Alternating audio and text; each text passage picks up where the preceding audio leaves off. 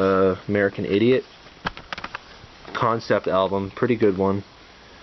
Got some really long songs on here like Jesus of Suburbia and Homecoming. Those are two of the best songs. Letterbomb's pretty good. St. Jimmy.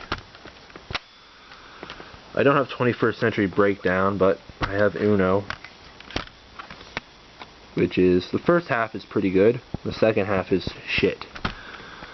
And I don't have Dose or Trey because they're like impossible to find. I think they only sold like 5,000 copies each or something because I can't find them.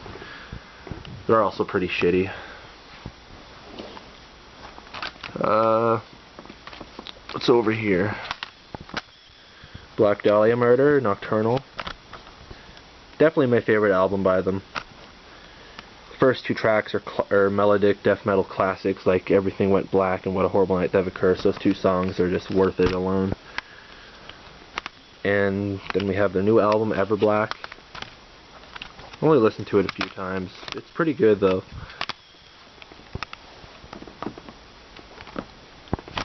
Next is one of my favorite bands, Between the Buried and Me. We have Alaska.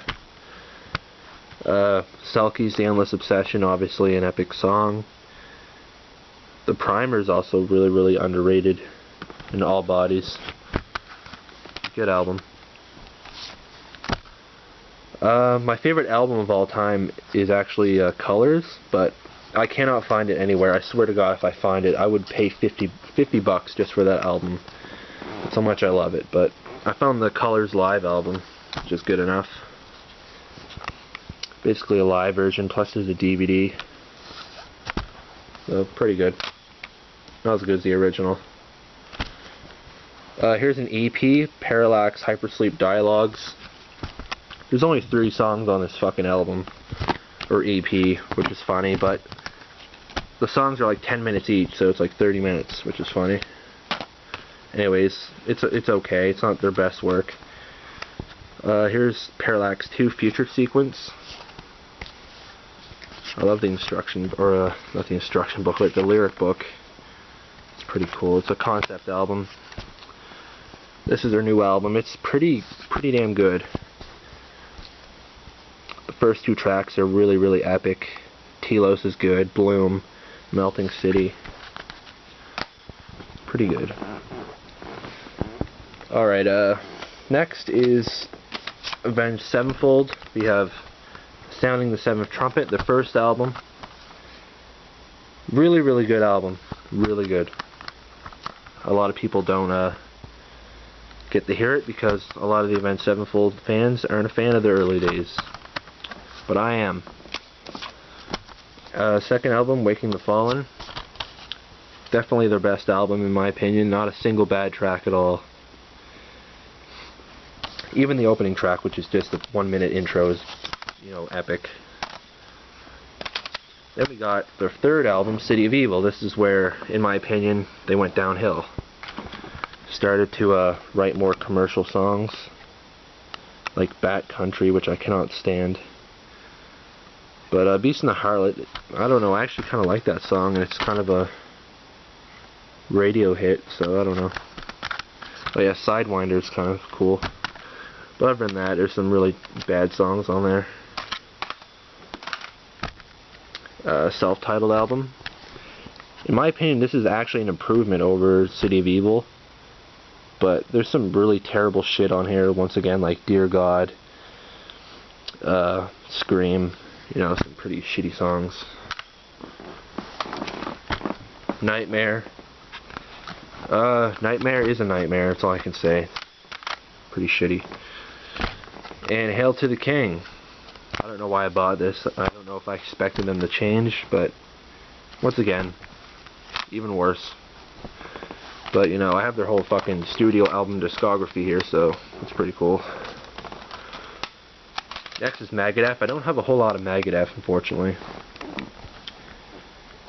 Here's Rest in Peace, which is my favorite album by theirs. One of my favorite albums of all time.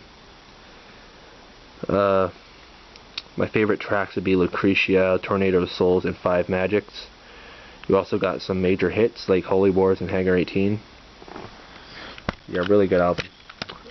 Oh yeah, it's also the remixed and remastered version. which kind of sucks because he redid the vocals on some songs like Lucretia, but it still sounds pretty good once you get used to it. Endgame, their last good album. I love this picture of Dave, it's fucking hilarious. Yeah, that's their last good album in my opinion. Then they did 13, which is very mediocre. And then they did this steaming travesty, Super Collider. That's all the Megadeth I have, unfortunately. But I'm hoping to pick up some of their classics sometime, like Peace Sells and Killing Is My Business. Alright, we're getting there. Parkway Drive. Their first album, Killing with a Smile. Parkway Drive is one of my favorite bands. They're metalcore, a lot of people don't like them, but I don't know. Standout tracks, Anastasis, Pandora, Romance is Dead, It's Hard to Speak Without a Tongue, and Cold Day in Hell.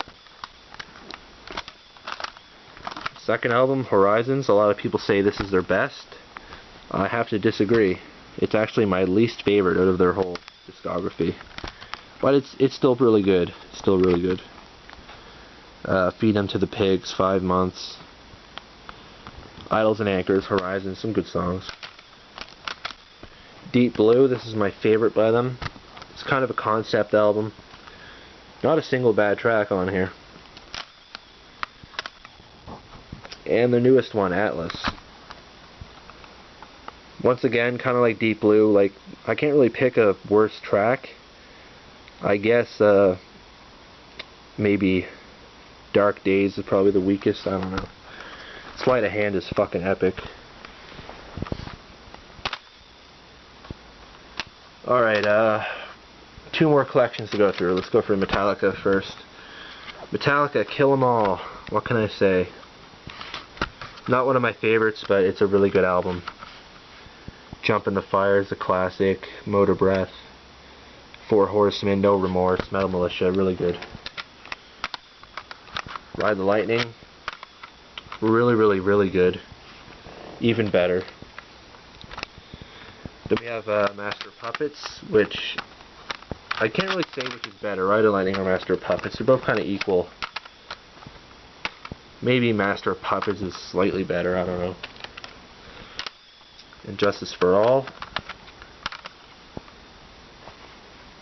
Some really good songs. Frayed Ends of Sanity is one of my favorite Metallica songs. Too bad they never ever play it live, I don't know why.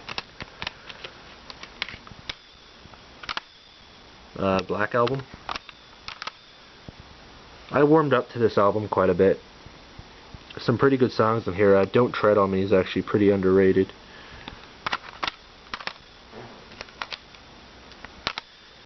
Load and Reload. I just actually bought these yesterday. I almost shit my pants when I saw them because I couldn't find them anywhere.